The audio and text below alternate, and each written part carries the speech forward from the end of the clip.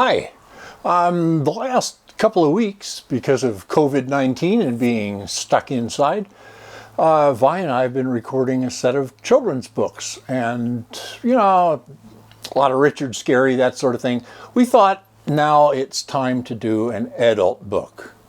Dr. Seuss did a lot of children's stuff, Cat in the Hat, Thidwick, the Big-Hearted Moose, all of those that we know and love. But he also did one adult book, and today that's what we're going to feature. So, here we go. You're Only Old Once by Dr. Seuss, a book for obsolete children. Hey, here we go. It's dedicated with affection and afflictions with the members of the class of 1925. Not a new book. One day you will read in the National Geographic of a faraway land with no smelly bad traffic. In those green pastured mountains of Fortifazzi, everybody feels fine at 103, because the air that they breathe is potassium free, and because they chew nuts from the tut-a-tut tree. This gives strength to their teeth, it gives length to their hair, and they live without doctors, with nary a care. And you'll find yourself wishing that you were out there in Fortifazzi and not here in this chair, in the Golden Years Clinic on Century Square for spleen readjustment and muffler repair. Just why are you here? You're not feeling your best. You've come in for an eyesight and solvency test. I hope you can see this. Instead of E and all the letters, it's, have you any idea how much money these tests are costing you? That's the solvency test, I think. Okay. And if you're the type that gets finicky finnick, at this point you'll try to get out of that clinic, but they will outwit you as quick as a wink. The quiz docs will catch you. They'll start questioneering. They'll ask you point blank how your parts are all faring. And your grandfather's parts, and please try to recall if your grandma hurt most in the spring or the fall. Did your cousins have dreadful wild nightmares at night? Did they suffer such ailments as bus driver's blight, chimney sweep's stupor, or prune picker's plight? And describe the main cause of your uncle's collapse. Too much alphabet soup? Or martinis, perhaps? And the next thing you know, when you've finished that test, is somehow you've lost both your necktie and vest. The oglers are ogling your stomach and chest.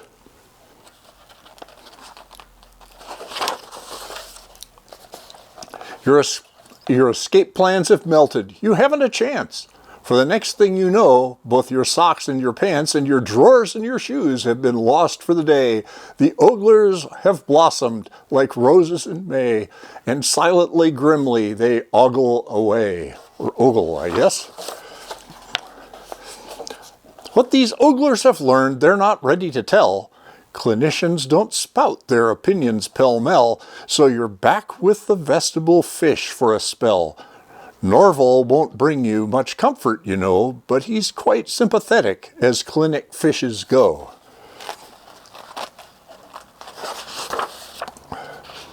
There you'll sit several hours, growing tenser each second, fearing your fate will be worse than you reckoned, till finally Miss Becker, your beckoner, beckons.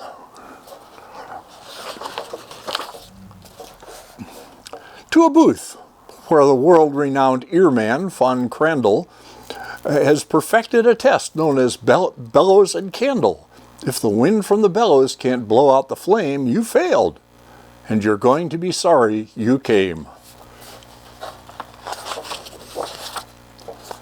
You'll be told that your hearing's so murky and muddy, your case calls for special intensified study.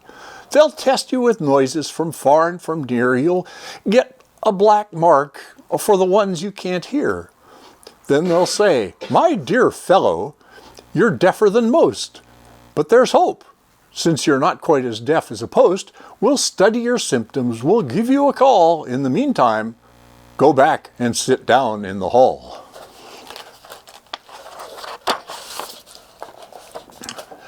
So, you'll find yourself talking to Norval once more, and Norval will think that you're a bit of a bore, because Norval has heard the same stories before.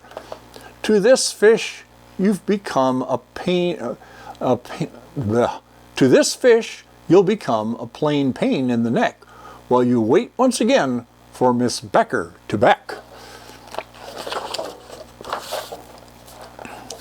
But Miss Becker won't come. With great swish and great swank, a wheelchair will come. You've gained status and rank.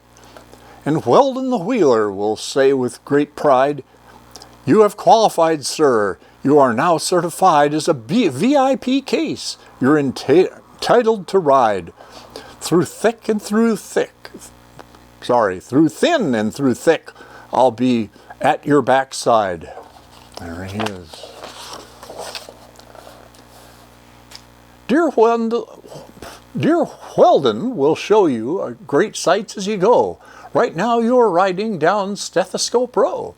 And know that, like all our top patients, you're hoping you'll get yourself steth'd with some fine class scoping. So I'm sure you'll be simply delighted to hear that in the internal organs Olympic last year, Dr. Schmidt, Smoot, Sinatra, Sylvester, and Fawn won 15 gold medals, 9 silver, 6 bronze. For the moment, however, we'll bypass this bunch. There is plenty of time to see them after lunch. You must see Dr. Pollen, the allergy whiz, who knows every sniffle and itch that there is. Dr. Pollen will find as he works on your case if the face powder's wrong on your stepsister's face. He will check your reactions to thumbtacks and glue, catcher's mitt, leaf mold, and cardigans too, nasturtiums and marble cake, white and blue chalks, anthracite coal, and the feathers of hawks. Also corn on the cob, also buffalo grease, and how you react when you're stared at by geese. He'll make copious notes, then I'll hazard a guess that he'll send you downstairs to see Dr. Van Ness. Van Ness has enjoyed a high rate of success in his pioneer work in the study of stress, so you can be sure he will stress you a trifle. Then he'll send you around to see Dr. Van Eiffel. Dietitian Van Eiffel controls the woof woofer, our diet devising computerized sniffer, on which you just simply lie down and repose and sniff at good food as it goes past your nose. From caviar souffle to caribou roast, from pemmican patties and terrapin toast. He'll find out by sniff scan the foods you like most. And when that guy finds out what you like, you can bet it won't be on your diet. From here on, forget it.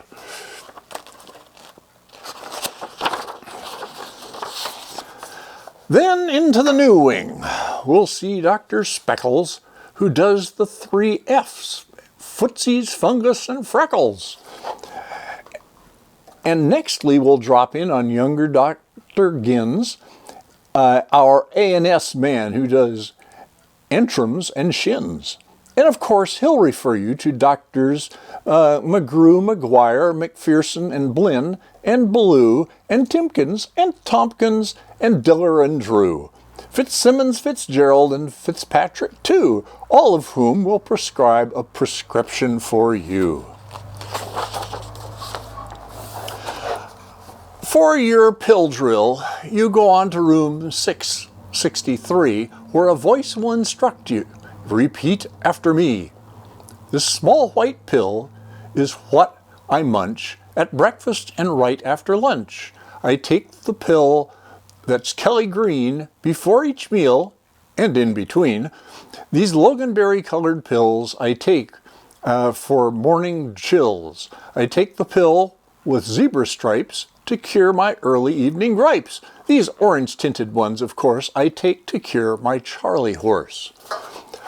I take 3 blues and at 8:30 to slow my exhalation rate. On alternate nights at 9 p.m. I swallow pinkies, 4 of them. The reds, which make my eyebrows strong, I eat like popcorn all day long. The speckled browns are what I keep beside my bed to help me sleep. This long flat one is what I take if I should die before I wake. When at last you are sure you've been properly pilled, then a few paper forms must be properly filled so that you and your heirs may be properly billed.